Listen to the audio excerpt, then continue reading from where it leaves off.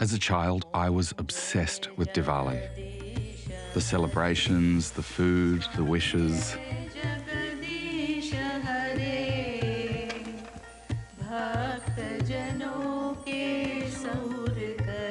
But somewhere in my 20s, dread crept in.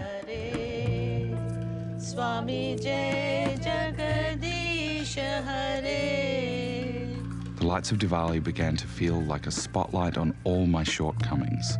For my Harpreet, I wish true love, family, fertility, a nice wife, good cook of both traditional and modern cuisine. My mum paid zero attention to the sacred rule of Diwali wishes being silent, which is perhaps why her wishes really hadn't come true.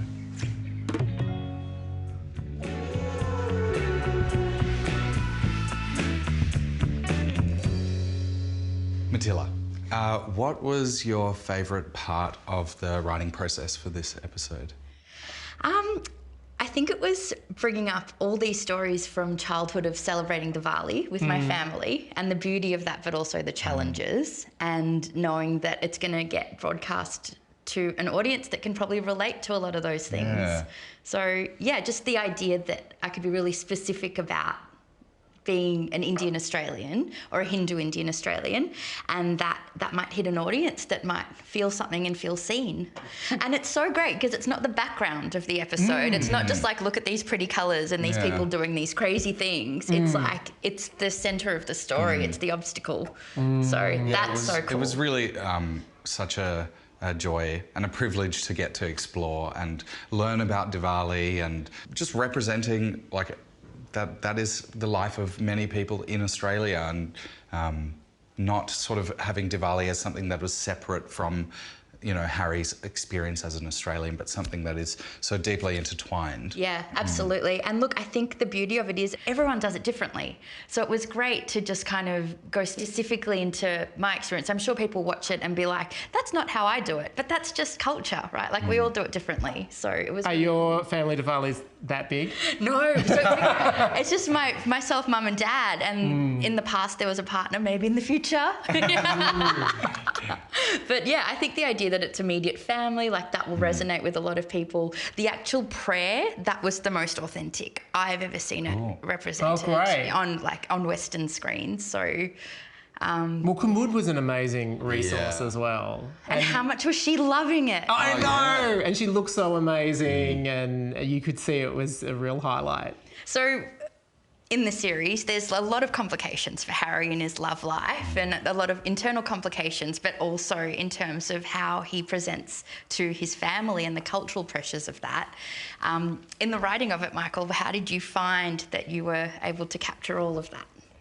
Oh, well, I mean, I was really adamant that complications for Harry should continue, because obviously in season 1 he came out to his family. He was sort of outed in a way, but it was really important to me that it's not like all the complications evaporate, and I always felt like telling extended family, bringing a partner in, all of those things, you know, it's not like the stakes disappear, and then this added pressure as well of it's not like you meet a perfect person instantly that you know you have the same values as or anything like that. So.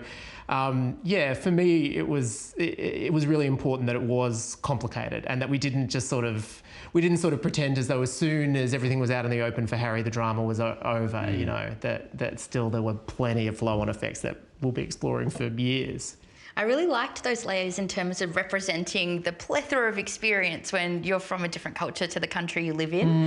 And I think it was really cool to have layers to that as well. So it's not just like, you know, there's this sense of like all people from this culture are like this. Like it was so good to have the layers. Yeah. And yeah, even between that aunt and the uncle, you know, also it's complicated.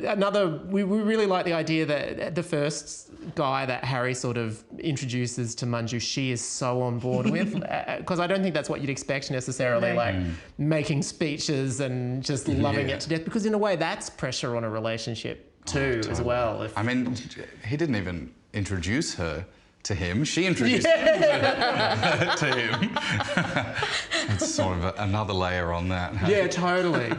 And that speech that she does when she's saying that he's like another son, and it just feels like, yeah, there's so many ways to add all those different kind of pressures from different angles. That And also in the episode, that's coming at a moment where for Harry, he's feeling like the relationship is over, potentially, that he's blown up his family for nothing. I suppose. Do you remember in the plotting early on when we started bringing up the idea of he's in a relationship with someone he really is infatuated with, but they want an open relationship? We, at first, when we plotted, weren't sure that he was going to, go there. Yeah. And then it was actually in the plot of episode 4, when we got to the end of it, we felt like, no, he should take the leap. And so that great scene of you guys in the kitchen that you performed so beautifully, was sort of something that came to us actually in the plot of that episode that then changed the rest of the series. I'm glad you did, because for Harry, his life has sort of existed like this for so long that these moments of him breaking out and,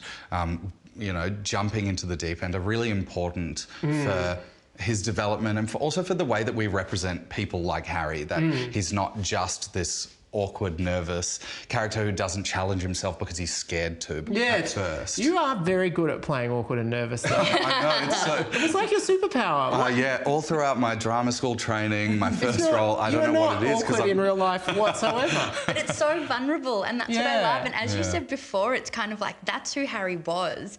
And I think, to use a relationship to precipitate change was so rewarding. Totally. And that's when you go, I'm going to give this a go. But I love that at the end of the episode, we're like, this is not going to be good. It's not going to work. I mean, this guy's so amazing that maybe it'll work out somehow. Yeah, but the candle goes out, remember? Yeah. That's right. And the way you play it, you can see that you're like, I'm doing this, I'm going to do this. Oh, God. Because that's, I think, exactly how he would be feeling. Yeah. So it was really fun. Yeah, it's very good at playing someone not comfortable in their own skin.